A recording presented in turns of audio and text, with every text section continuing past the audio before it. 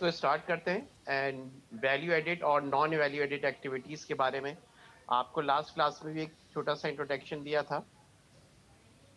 जैसा कि आपको इसमें नज़र भी आ रहा होगा कि नॉन वैल्यू एडिड एक्टिविटीज़ और वैल्यू एडिड एक्टिविटीज़ के अंदर फ़र्क ये होता है कि आप किसी भी मैन्युफैक्चरिंग की बात कर लें, सर्विसेज की बात कर लें, कि जब हम कोई प्रोडक्ट बना रहे होते हैं तो उसमें मुख्तलिफ एक्टिविटीज़ परफॉर्म कर रहे होते हैं, डिफरेंट एक्टिविटीज़ परफॉर्म कर रहे Mama, होते हैं। close your door, please. कोई भी ऐसी एक्टिविटी जिससे आपकी प्रोडक्ट, चाहे वो मैन्युफैक्चरिंग की प्रोडक्ट हो या सर्विसेज की प्रोडक्ट हो, जिससे आपकी प्रोडक्ट की वर्थ में इजाफा हो जाए, उस प्रोडक्ट की वैल्यू इफेक्टेड हो जाए, उस एक्टिविटी की वजह से उस प्रोडक्ट की वैल्यू में चेंज आ जाए, तो वो एक्टिविटी कहलाएगी वैल्यू एडेड एक्टिविटी। लेकिन ऐसी एक्टिविटीज, उस प्रोडक्शन की प्रोसेस की वो तमाम एक्टिविटीज जिसके परफॉर्म करने या ना करने से आपकी प्रोडक्ट की वैल्यू या वर्थ में कोई फर्क नहीं पड़ता, वो कहलाती है नॉन वैल्यू एडेड एक्टिविटीज। जैसा कि आपको इस वक्त नजर आ रहा है, जो आपके पास स्क्रीन मैंने शेयर की हुई है, कि some companies that have experience the benefit of activity based costing have applied it to a broad range of management activity. Activity based management, एक हमने एक्टिविटी बेस्ड कॉस्टिंग देखी थी ABC, activity based management ABM. Activity based management जो है वो extend करती है use of ABC from product costing to a comprehensive management tool that focus on reducing cost and decision making. उसने कहा कि जो एबीसी कॉस्टिंग हमने ट्रेडिशनल कॉस्टिंग के मुकाबले में इसकी लाई थे कि हमारी एक तो कॉस्ट कंट्रोल रहे, दूसरे एक्यूरेट अमाउंट हमें कैलकुलेट मालूम हो सके प्रोडक्ट के ऊपर आने वाले ओवरहेड का।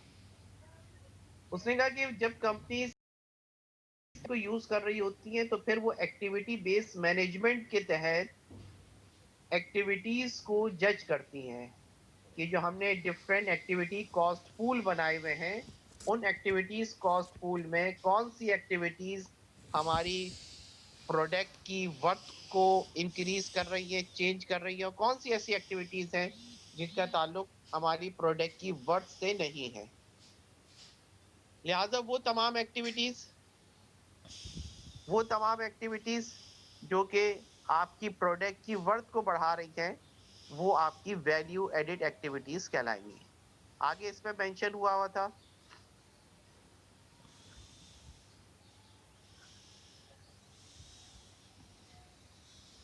एक मिनट रुकिएगा बेटा, था पेज मैं निकाल लूंगा। यस, इसमें मेंशन हुआ है कि एबीएम एक्टिविटी बेस्ड मैनेजमेंट जो है extend the use of ABC from product costing to comprehensive management tool that focus on reducing cost and improving processing and decision making. A refinement of activity based costing used in the ABM is the classification of activities as either value added or non value added. Value added activities कौन सी हैं? Value added activities are those activities of a company's operation that increase the perceived worth of a product, जो बढ़ा दें product या services की worth to customer. Example of the manufacturing of the pre-core exercise equipment include size का equipment तैयार हो रहा है, अगर आप उसके अंदर कोई डिजाइन, इंजीनियरिंग डिजाइन चेंज कर देंगे, मशीनिंग में कोई तब्दीली कर देंगे, असेंबली और पेंटिंग में कोई तब्दीली कर देंगे, तो उस प्रोडक्ट की वर्थ पर इफेक्ट पड़ सकता है, उसकी वैल्यू इंक्रीज या डिक्रीज हो सकती है उस चेंज की वजह से।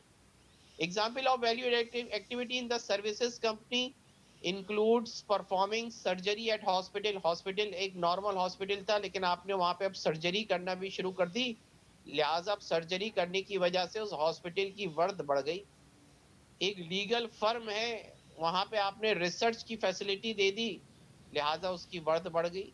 Delivering packaging by the freight company, एक फ्रेट कंपनी है जो सामान को एक जगह से दूसरी जगह तरसील करती है, उसने पैकेजिंग की, पैकेज करने की वो सर्विस दे दी पैकेजेस की, लिहाजा उसकी वर्थ बढ़ जाएगी services. Non value added activities क्या है? Non-value added activities are those activities that if eliminated if eliminated would not hinder the company operation or reduce the perceived worth of its product or service। अगर उसको eliminate कर दिया जाए, उस कम कर जाए, तो प्रोडक्ट की वर्थ पे कोई असर नहीं पड़ेगा, प्रोडक्ट की क्वालिटी पे कोई असर नहीं पड़ेगा, प्रोडक्ट के स्टैंडर्ड पे कोई असर नहीं पड़ेगा। These activities simply add cost। Non value added activities जो होती हैं वो सिंपली कॉस्ट को बढ़ा रही होती हैं, टाइम ज्यादा खर्च हो रहा होता है, increase the time spent on product service without increasing its perceived value। अब जहन में सवाल आता है कि ऐसी एक्टिविटीज को फिर हम परफॉर्म ही क्यों देते हैं जिससे प्रोडक्ट की वर्थ भी नहीं बढ़ रही, कॉस्ट भी बढ़ रही है, टाइम भी ज्यादा खर्च हो रहा है, तो ऐसी एक्टिविटीज को परफॉर्म ही क्यों किया जाता है? तो अब आगे समझते हैं इसको। One example, it's inventory storage. Inventory को स्टोर करने में जो खर्चा आ रहा है, ये नॉन वैल्यू एडेड एक्टिविटी है, स्टोरेज का खर्चा। आप इन्वेंट्री खरीद रहे हैं, मर्चेंडाइज खरीद रहे हैं या मटेरियल खरीद रहे हैं और उसको स्टोर कर रहे हैं, गोदाम में स्टोर कर रहे हैं, लिहाजा गोदाम में आया, वहाँ की मेंटेनेंस, वहाँ के यूटिलिटीज, वहाँ के स्टाफ की सैलरी, ये सब वो खर्चा है जिससे प्रोडक्ट की वर्थ पे कोई असर नहीं पड़ेगा। अगर आप ये एक्टिविटी परफॉर्म ना करें या इसमें कमी कर दें तो उसकी वर्थ इंक्रीज और डिक्रीज नहीं होगी प्रोडक्ट की। तो मटेरियल की हैंडलिंग का खर्चा, मटेरियल की स्टोरिंग का खर्चा, और भी एग्जाम्पल है इसमें देखें आप। It would if company eliminate the need to store inventory, for example through just in process inventory processes, it would not hinder its operation or reduce worth of its product। अगर वो inventory को store ना करे बल्कि just in time के जरिए से direct material खरीद कर फैक्ट्री में प्रोड्यूस होने के लिए भेज दे प्रोडक्ट, तो उस सूरत में प्रोडक्ट की क्वालिटी पे और प्रोडक्ट की वर्थ पे असर नहीं पड़ेगा, but it would decrease the product cost. लेकिन इन्वेंट्री की हैंडलिंग का और इन्वेंट्री को स्टोर करने का खर्चा बच जाएगा, डिक्रीज हो जाएगी उसकी cost. Other example, work in process में फिनिश गुड्स से from one location to another in plant during the production process, waiting for manufacturing equipment to become available, inspecting goods, fixing defective goods under warranty, ये सब non value added activities हैं। Company often use activity flow chart to help identify the IBC activity। Show an activity flow chart, page number 158 पर दिया हुआ है। The top part of this flow chart indicates activities as value added or non value added activities। The value added activities are highlighted in red. Two rows in the lower part of the lower flow chart shows the number of days spent on each activity. The first row shows the number of days spent on each activity under the current manufacturing process। The second row shows the number of days expected to be spent on each activity under the management process proposed re re-engineered manufacturing process। The proposed change would decrease time spent on non-value added activities by 17 days। अब देखिए उससे ये सारी बातें नीचे जो एक exam page number 158 के स्टार्टिंग में एक टेबल बना हुआ है, उसके ऊपर अगर हम आए, पेज नंबर 158 के स्टार्टिंग में जो टेबल बना हुआ है। सही है, स्टूडेंट्स को ज्वाइन कर लें आप। ओके बेटा।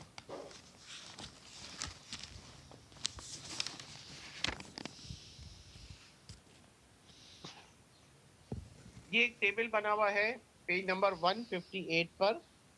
इस टेबल के अंदर अगर आप देखें तो कुछ एक्टिविटीज दी हुई हैं और उसके ऊपर लिखा हुआ है NVA non value added activity, और रेड से लिखा हुआ है value added activity. Non value added activities क्या है? Number 1, receive and inspect material, material की रिसीव करना, उसकी इंस्पेक्शन करना, नॉन वैल्यूड एक्टिविटी।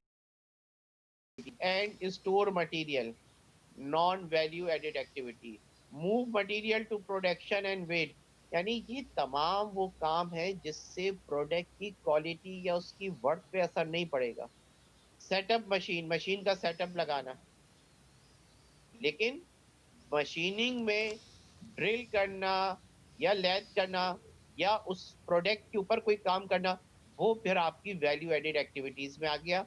फिर उसके इंस्पेक्शन करना नॉन वैल्यू एडेड एक्टिविटी है। Move and wait, non value. Assembling यानी उनके पार्ट्स को असेंबल करना is the value added activity. Inspect and test, move to store, store finish goods.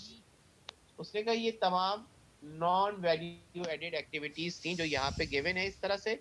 और वैल्यू एडेड में पैकेजिंग है, असेंबलिंग है, मशीनिंग है, it's a value added activities. उसने बताया कि करंट जो मैन्युफैक्चरिंग का प्रोसेस चल रहा था उसमें इतने इतने दिन लग रहे थे इन कामों में, एक दिन इसमें, 12 दिन इसमें, 2.5 दिन इसमें, ये नंबर ऑफ डेज उसने बताए हैं जो स्पेंड हो रहे थे इसके ऊपर। लेकिन उसने कहा अगर आप इसको रिड्यूस करना चाहें तो प्रोपोज डेज ये हैं, यानी इसमें आप डेज 4 डेज को कम करके 12 डेज को कम करके 4 कर सकते हैं, इसको 1.5 कर सकते हैं, इसके 14 की जगह 10 कर सकते हैं, 6 की जगह 2 डेज कर सकते हैं। प्रपोज डेज, पहले 44 डेज में काम हो रहा था, वही काम 27 डेज में हो सकता है अगर हम वैल्यू एडिड और नॉन वैल्यू एडिड एक्टिविटीज को अलग अलग करके और उसको फिर रीशफलिंग करें, देखें इसमें कि कहाँ कहाँ डेज कम हो सकते हैं, कौन कौन सी ऐसी एक्टिविटीज हैं जहाँ पे हम इनको रिड्यूस कर सकते हैं डेज को। चैप्टर डिस्कस जस्ट इन, अच्छा जस्ट इन टाइम इन्वेंट्री आगे आएगा, उसको हम देखेंगे। लेकिन इसमें एक और खास बात यह है कि अभी जैसे मैं पहले भी बता रहा था कि non non value added activities को हम मुकम्मल तौर पे खत्म नहीं कर सकते। आप इस पैराग्राफ को रीड करें, ये जो ये वाला पैराग्राफ है, दिस वन, ये पैराग्राफ लिखा था कि not all activities labelled non value added activities are totally wasteful. No, ऐसा मुमकिन नहीं है। Nor can they be totally eliminated, ना तो ये तमाम की तमाम बेकार हैं, ना ही इन तमाम की तमाम को हम एलिमिनेट कर सकते हैं। हाँ, इसके डेज को, इस पे आने वाली कॉस्ट को कम कर सकते हैं, लेकिन इनको मुकम्मल तौर पे, कुछ ऐसी हैं जिनको आप मुकम्मल तौर पे खत्म नहीं कर सकते। कौन सी? मिसाल के तौर पे दिस वन, ये देखें, for example, although the inspection time is a non-value added activity from a customer perspective, few company would eliminate their quality control function. Similarly, moving and waiting time is non-value added activity, but it would be impossible to completely eliminate material को जो move करना है वो कैसे मुमकिन है कि इसको कंप्लीटली एलिमिनेट कर दिया जाए? भाई मटेरियल तो मूव होगा, हाँ, उसकी मूविंग में जो कॉस्ट आ रही है उसको कम किया जा सकता है। When the manager recognize the non-value added activities characteristics of these activities, they are motivated to minimize them as much as possible. Attention to such matters is part of the growing practice of activity-based management, which help manager concentrate on continuous improvement of operation and activity. उसके बाद यहाँ पे उसने कुछ एक example दी हुई थी और जिसमें आपसे पूछा हुआ था कि बताइए कौन सी वैल्यू एडेड एक्टिविटीज हैं, कौन सी non value. Number 1 inspecting complete 6, ये नॉन वैल्यू एडेड एक्टिविटीज है। Number 2 storing raw material. Number 2 non value added activity है, नीचे आंसर लिखे हुए, मशीन का सेटअप लगाना नॉन वैल्यू एडेड एक्टिविटी है, इंस्टॉलेशन करना वैल्यू एडेड एक्टिविटी है, पैकेजिंग करना वैल्यू एडेड एक्टिविटी, और आखिर में रीवर्क, डिफेक्टिव पार्ट्स के रिवर्क करना नॉन वैल्यू एडेड एक्टिविटीज। जी बताइए सर यहाँ तक जी सर रीवर्क डिफेक्टिव वो क्यों क्या कहते हैं नॉन वैल्यूएबल एक्टिविटी है? रीवर्क डिफेक्टिव, अच्छा रीवर्क डिफेक्टिव आइटम्स के अंदर होता ये है कि अगर एक आइटम बन गया है, तैयार हो गया और उसमें कोई डिफेक्ट है, तो डिफेक्ट को सही करने से उस आइटम की वर्थ में इजाफा नहीं होगा, वर्थ तो वही रहेगी। मिसाल के तौर पर एक आइटम आप बना रहे थे, उसके ऊपर कॉस्ट 100 रुपए आ रही थी, उसकी मार्केट वैल्यू 100 रुपए थी, अब वो डिफेक्टिव हो गया। अब आप उसको डिफेक्ट को सही करेंगे तो उसकी वर्थ 100 रुपए से थोड़ी बढ़ जाएगी, इसलिए उसको नॉन वैल्यू एडेड एक्टिविटीज का नाम दे। Okay sir, thank you. Setup क्यों नॉन वैल्यू एडेड एक्टिविटी है? आप पूछे, कौन पूछ रहा है बेटा, नाम बताए। सर मोहम्मद शाहजेब। जी शाहजेब पूछे। सर मशीन सेटअप क्यों नॉन वैल्यू एडेड एक्टिविटी है? मशीन सेटअप क्या है, मशीन सेटअप के बारे में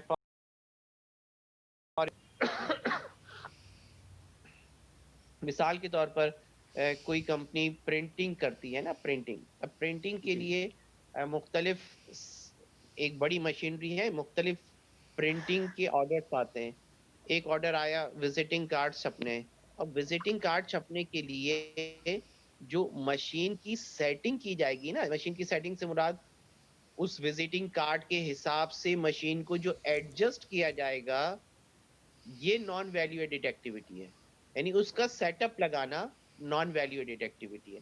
बगैर सेटअप लगाए मुमकिन नहीं है कि प्रोडक्ट तैयार हो सके। आप देखो इस बात को, बगैर मशीन का सेटअप लगाए मुमकिन नहीं है कि प्रोडक्ट तैयार हो सके। लेकिन मशीन का सेटअप लगाने से कोई क्वालिटी या उसकी वर्थ में इजाफा नहीं हो रहा कि अगर आप सेटअप को बहुत अच्छा लगाएंगे या आप कह लें कि सेटअप लगाने में ज्यादा टाइम लगाएंगे, ज्यादा कॉस्ट लगाएंगे तो उसकी वर्थ बढ़ जाएगी। नहीं, ऐसा मुमकिन नहीं है।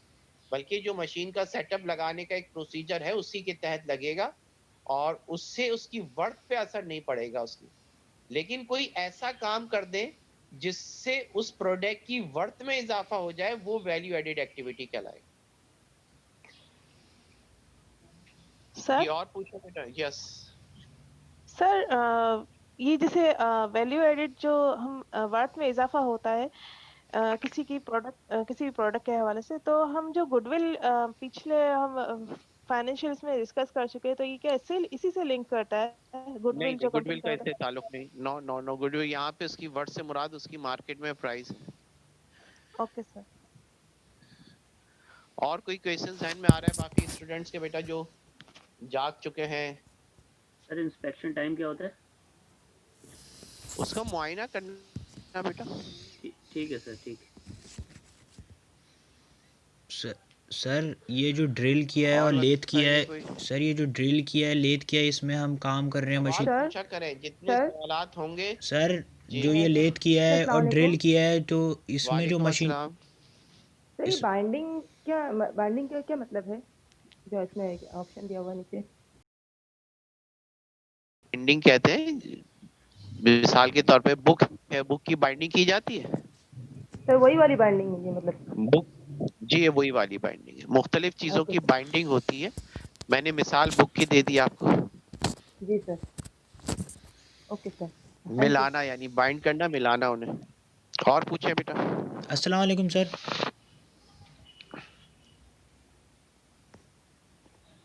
अस्सलाम वालेकुम सर। और सवाल? सर आवाज आ रही है आपको? आवाज नहीं आ रही।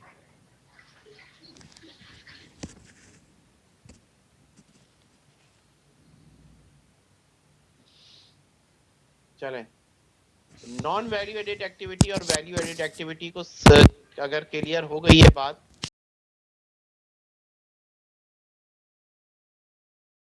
इसकी मदद से अपने ओवरहेड की कॉस्ट को रिड्यूस कर सकते हैं। हम कोशिश ये कर सकते हैं कि ऐसी कोई भी एक्टिविटी जिससे प्रोडक्ट की वर्थ पे असर नहीं पड़ रहा, उसको मिनिमाइज किया जा सके, उसकी कॉस्ट को कट किया जा सके, उसमें ऑटोमेशन लाई जा सके, यानी उसमें जितनी ज़्यादा कॉस्ट कटिंग हो सकती है वो की जा सकती है, जितनी ज़्यादा कम टाइम लगे उसको। लिहाजा इस वजह से इन एक्टिविटीज़ को अलग अलग करके एनालाइज किया जाता है। ये भी एक तरीका है कॉस्ट को कंट्रोल करने का मैनेजमेंट के पॉइंट ऑफ व्यू सर से। अस्सलाम वालेकुम। उसके बाद फिर नेक्स्ट, वालेकुम अस्सलाम। सर ये सर्विस कंपनीज में आप नॉन वैल्यू एडेड एक्टिविटी की कोई एग्जांपल दे दे सर। जी बिल्कुल दे देता हूँ।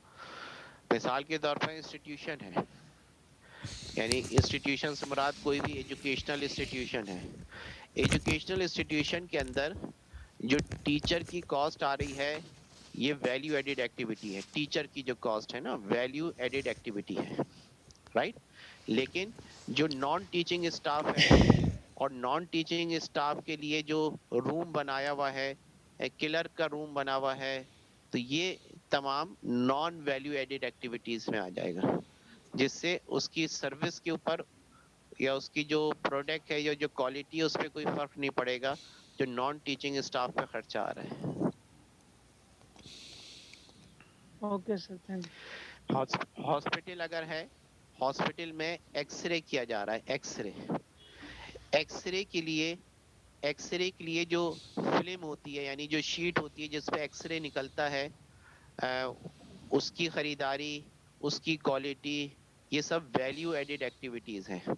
जिस मशीन से एक्सरे निकल रहा है, उस मशीन का खर्चा या उस मशीनिंग के ऊपर, उस एक्सरे मशीनिंग के ऊपर जो उसकी मेंटेनेंस वगैरह की कॉस्ट आ रही है, उसको अपडेट रखने के लिए तमाम वैल्यू एडेड एक्टिविटीज हैं, जो कि उस एक्सरे की परफॉर्मेंस के ऊपर इफेक्ट डालेंगी, उसकी क्वालिटी पे इफेक्ट डालेंगी। लेकिन एक्सरे मशीन अगर मूवेबल है, तो उसको एक जगह से दूसरी जगह मूव करने के लिए स्टाफ रखा हुआ है, मूव करने पे जो खर्चा आ रहा है वो नॉन वैल्यू एडेड एक्टिविटी कहलाएगा, राइट। Okay sir, right. या एक्सरे फिल्म है, वो आपने अपने पास हॉस्पिटल में एक रिकॉर्ड रखा हुआ है, स्टोर रूम बनाया हुआ है जहाँ पे तमाम एक्सरे शीट्स रखी हुई हैं, तो उस स्टोर रूम का जो खर्चा है वो नॉन वैल्यू एडेड एक्टिविटी कहलाएगा। सर मैन्युफैक्चरिंग सेक्टर में वैल्यू एडेड एक्टिविटी की क्या एग्जांपल्स हो सकती है? अभी इससे पहले जितनी एग्जाम्पल जो बुक में पेज नंबर 158 पर है वो मैन्युफैक्चरिंग फर्म की तो है। Okay sir. जो शेड्यूल बना हुआ है वो मैन्युफैक्चरिंग फर्म का ही शेड्यूल बना हुआ है। Okay sir, thank you. Next हमारे पास है page number 159, page number 159, heading है classification of activity level. Classification of activity level. देखें, इसको रीड करने से पहले चंद बातें मैं आपको बता दूं कि ये किस चीज से रिलेटेड है। हमने एबीसी कॉस्टिंग के अंदर ये देखा कि हम अपनी एक्टिविटी को डिफरेंट कॉस्ट पूल में डिवाइड कर देते हैं, और हर कॉस्ट पूल का एक कॉस्ट ड्राइवर होता है। हर कॉस्ट पूल का एक कॉस्ट ड्राइवर होता है। बेटा, ये जो कॉस्ट ड्राइवर होता है ये वो रिलेटेड एक्टिविटी होती है जो उस कॉस्ट पूल से सबसे ज्यादा कोरिलेटेड हो, जिसकी बेस पर हम रेट निकाल लेते हैं। ये कोरिलेशन किस तरह देखा जाता है कि एक्टिविटी कॉस्ट पूल में जो अखराजात आ रहे हैं उसमें आने वाली चेंजेस कॉस्ट ड्राइवर के साथ रिलेटेड हो, यानी कॉस्ट ड्राइवर के चेंज होने से उस एक्टिविटी में भी चेंज आ जाए। तो हमने देखा कि एक्टिविटीज जो हैं उसके डिफरेंट लेवल्स होते हैं। कुछ एक्टिविटीज पे आने वाली cost unit to unit change होती है, यानी अगर एक यूनिट पे कॉस्ट आ रही है तो 2 यूनिट पे कॉस्ट डबल हो जाएगी, 3 यूनिट बनाने पे कॉस्ट 3 टाइम्स हो जाएगी, यानी यूनिट के ऊपर बेस कर रही होती है उसकी कॉस्ट। लेकिन कुछ ऐसी एक्टिविटीज होती हैं जिसकी कॉस्ट यूनिट पे डिपेंड नहीं कर रही होती, बल्कि होती है। बैच से मुराद यहाँ पर क्या है कि मिसाल मैंने प्रिंटिंग प्रेस की दी थी कि एक प्रिंटिंग प्रेस में विजिटिंग कार्ड छपने के लिए आपने मशीन का पूरा एक सेटअप बनाया, उस सेटिंग करी। अब मशीन की सेटिंग करने के बाद जब विजिटिंग कार्ड बनना शुरू हो गए तो हर विजिटिंग कार्ड पे जो कॉस्ट आ रही है ये तो यूनिट एक्टिविटी लेवल कहलाएगा, यानी हर यूनिट पे आने वाली कॉस्ट। लेकिन मशीन का जो सेटअप बनाया गया है वो एक ही दफा बना, और उस एक दफा सेटअप बनने के बाद 500 विजिटिंग कार्ड उससे छप गए, लिहाजा वो जो सेटअप बनने की कॉस्ट थी वो वन टाइम आई। अच्छा, फिर उसके बाद शादी के कार्ड बनने को आ गए, फिर आपने मशीन की दोबारा से सेटिंग चेंज करी, अलग सेटअप बनाया उसका। फिर स्कूल के पंफलेट बनने को आ गए, उसके लिए फिर अलग सेटअप बनाया। इसी तरह मुख्तलिफ मैन्युफैक्चरिंग में जैसे किसी प्रोडक्ट को बनाने के लिए डाई तैयार होती है, 1000 प्रोडक्ट्स बनानी थी, लेकिन डाई जो है वो एक ही दफा तैयार हुई। अब दूसरी कोई मॉडल आ गया, कोई दूसरा डिजाइन आ गया, आपने एक और डाई तैयार कर ली। अब वो जो डाई तैयार की वो अलग बैच के लिए, यानी 1000 बैच को बनाने के लिए, एक नेक्स्ट बैच को बनाने के लिए अलग डाई बना ली।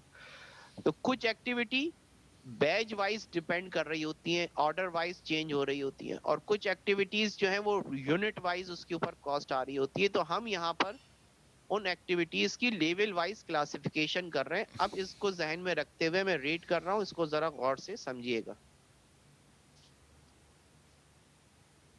मैं आपके साथ शेयर कर देता हूँ वो पेज उसके ऊपर, ताकि समझने में आसानी रहे। 1 मिनट वेट कीजिएगा मेरे साथ।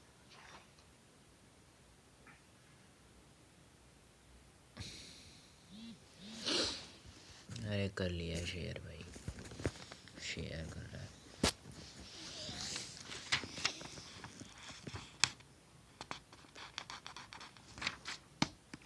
Classification of activity level. चलें, ये आपके पास सामने पेज आ गया है क्लासिफिकेशन ऑफ एक्टिविटी लेवल्स का। और अब इस क्लासिफिकेशन में अगर हम देखें तो हमारे पास एक्टिविटी लेवल्स के अंदर क्या चीज मेंशन है, पहले उसको रीड करते हैं, फिर डिफरेंट एग्जांपल से उसको समझ लेंगे। कहा जा रहा था कि as mention earlier traditional costing system are volume driven and driven by unit based cost drivers such as direct labor, machine hours. Traditional system में ये होता था कि हम मैन्युफैक्चरिंग ओवरहेड को क्या तो वॉल्यूम बेस या यूनिट बेस या लेबर आवर बेस कैलकुलेट कर लेते थे, यानी किसी भी एक चीज को बेस बनाकर, कि मिसाल के तौर पर टोटल एस्टिमेटेड ओवरहेड को वॉल्यूम से डिवाइड कर दिया, टोटल नंबर ऑफ यूनिट से रेट निकल आया, या टोटल लेबर कॉस्ट से डिवाइड कर दिया, मशीन आवर से डिवाइड कर दिया। ट्रेडिशनल सिस्टम था। some activity costs are strictly variable and are caused by the production or acquisition of a single unit of product or the performance of a single unit of service. कुछ ऐसी activities होती हैं जो 100% variable होती हैं,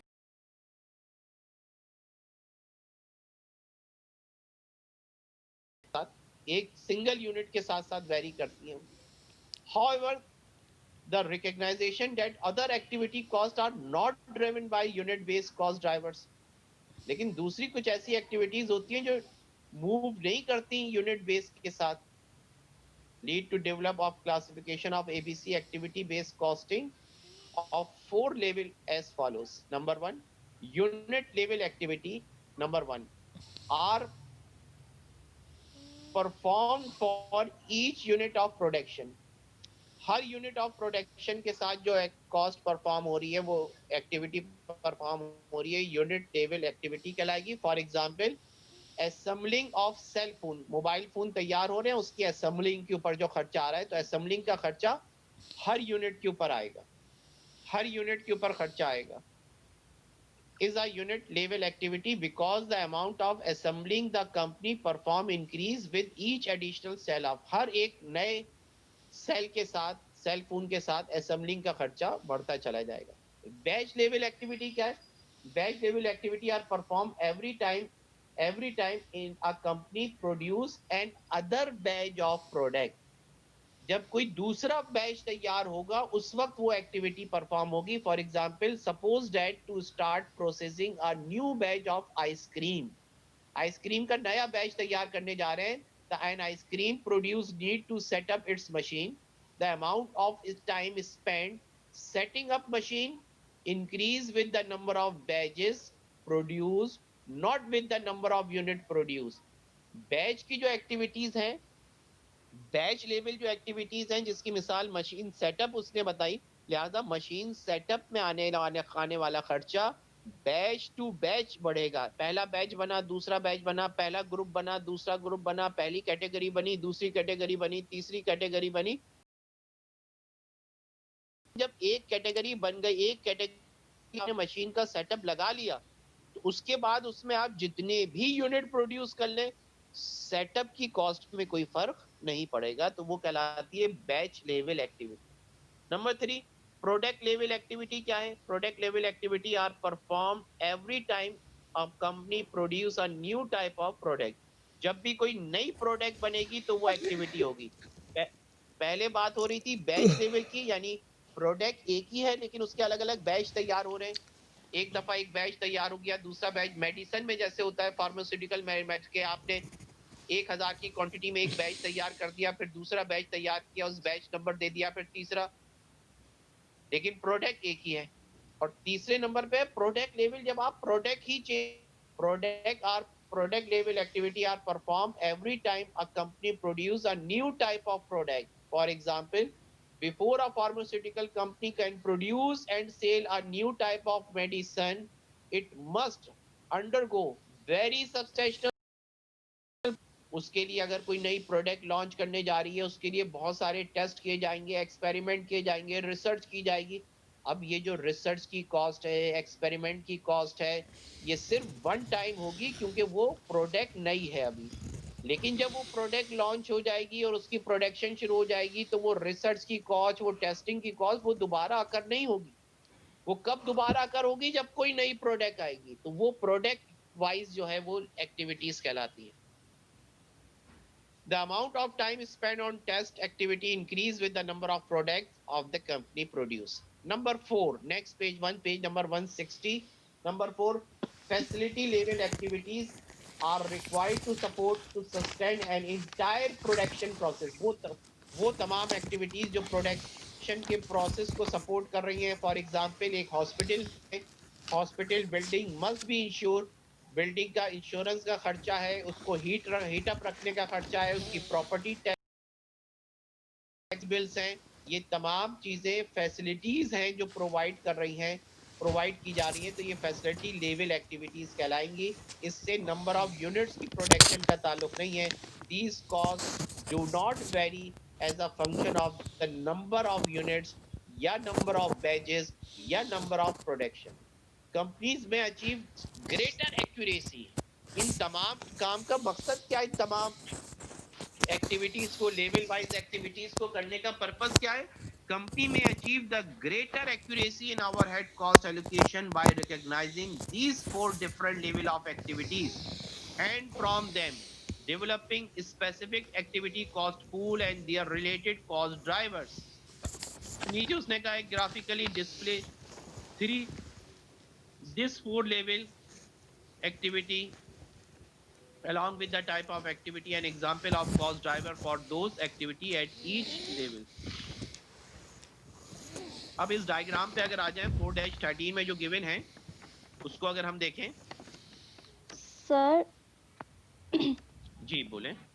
sir, students काफी देर से wait कर रहे हैं, आप बोल रहे तो मैंने बीच में डिस्टर्ब नहीं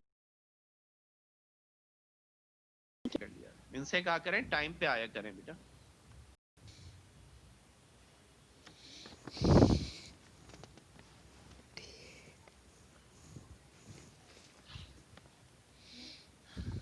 बेटे जो लेट ज्वाइन करते हैं, मैं उनके लिए बता दूं कि लेक्चर के दौरान एक तो बार बार ज्वाइन करवाना और देखना मुश्किल होता है, क्योंकि मैं ऑलरेडी उन स्लाइड्स को और उन पेजेस को देख रहा होता हूं जो कि बुक के हैं, तो इसलिए नजर नहीं पड़ती है। कोशिश क्या करें कि टाइम पे क्लास को ज्वाइन करें।